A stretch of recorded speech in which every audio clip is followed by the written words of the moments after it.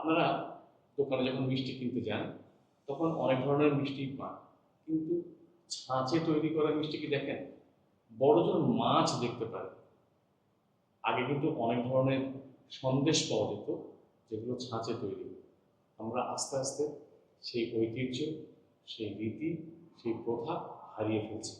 এখনো কিছু উৎসবে, কিছু পার্বণে বাড়িতে এই ধরনের সন্দেশ তৈরি করা হয়, সেটা চিনি দিয়ে তৈরি কিংবা গুড়। আগে এগুলো হরহামেশাই হতো এবং এর জন্য বিভিন্ন ছাঁচও ছিল। সেই সন্দেশের ছাঁচ নিয়ে একটা চমৎকার বই 2017 সালে প্রকাশিত হয়, প্রকাশ করেন নিমভিয়া পাবলিকেশনস। আর এর পেছনে ছিলেন একজন ব্যক্তি যিনি বাংলাদেশের ডিজাইনের পরিমণ্ডলে অবিসংবাদিত।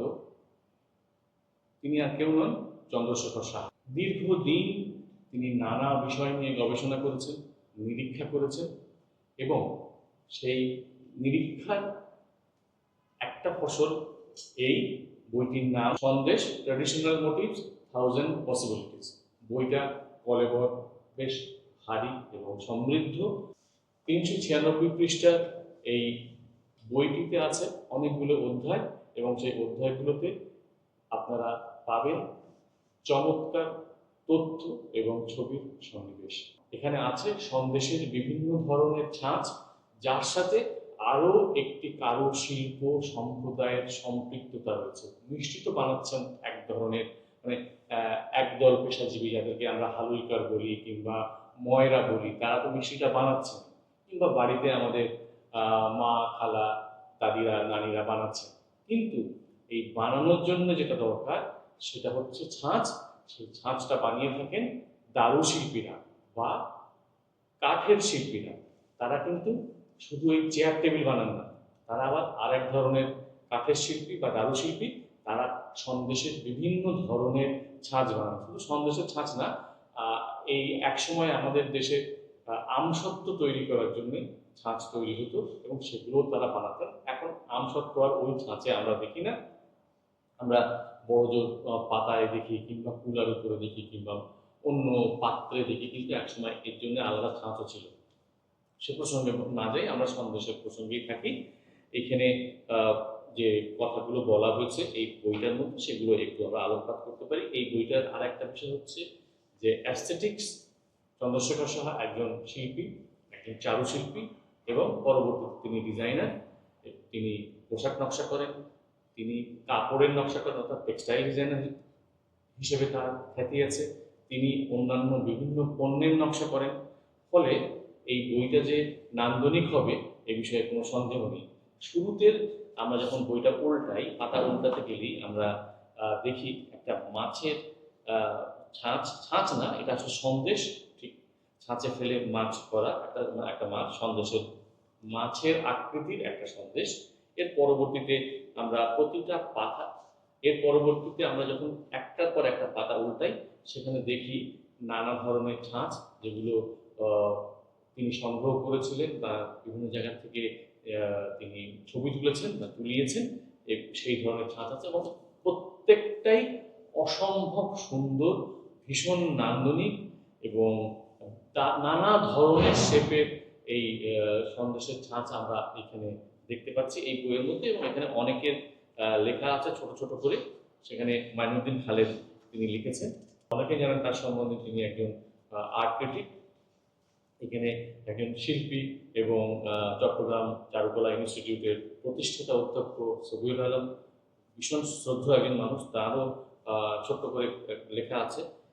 করুণাংশু বড়ুয়া যিনি প্রকাশক এবং নিমভিয়া পাবলিকেশনের কর্ণধার বা স্বত্বাধিকারী, তারও লেখা আছে যেখানে প্রকাশকের কথা।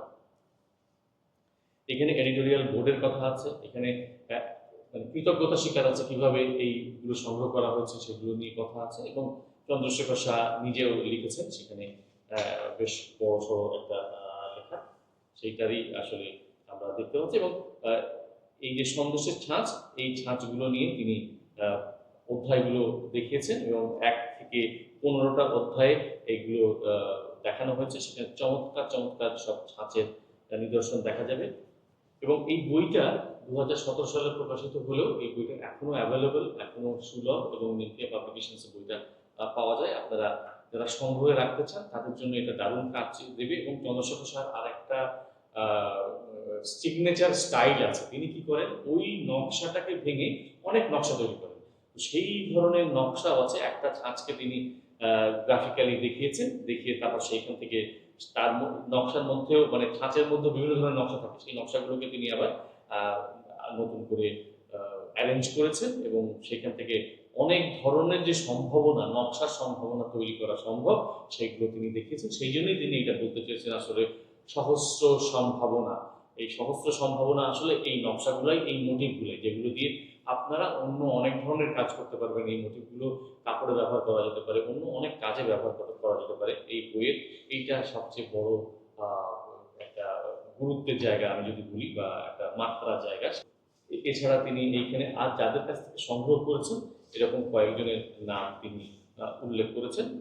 আর এখানে এইটার মধ্যে আসলে তিনি যে জিনিসটা দেখাতে চেয়েছেন শেষের দিকে একটা পৃষ্ঠাতে, সেটা হচ্ছে ঐতিহ্য, সংরক্ষণ, অনুপ্রেরণা, পুনর্গঠন, অলঙ্করণ, প্রয়োগ, নান্দনিক সৌন্দর্য, অনুশীলন এবং সম্ভাবনা। আসলে এই বইটা যখন শ্রমে পৌঁছাচ্ছে, অর্থাৎ শেষ হচ্ছে, তখন তিনি সম্ভাবনার কথাটা বলছেন। কিন্তু তার আগে যে পরম্পরা, সেই পরম্পরাটা হচ্ছে ঐতিহ্য থেকে সংকট, ঐতিহ্য থেকে সংরক্ষণ, সংরক্ষণ থেকে অনুপ্রেরণা, এবং সেটার বিশ্লেষণের পরে তিনি পুনর্গঠন করছেন, অলঙ্করণ করছেন এবং তার প্রায়োগিক দিকটা তিনি দেখাচ্ছেন।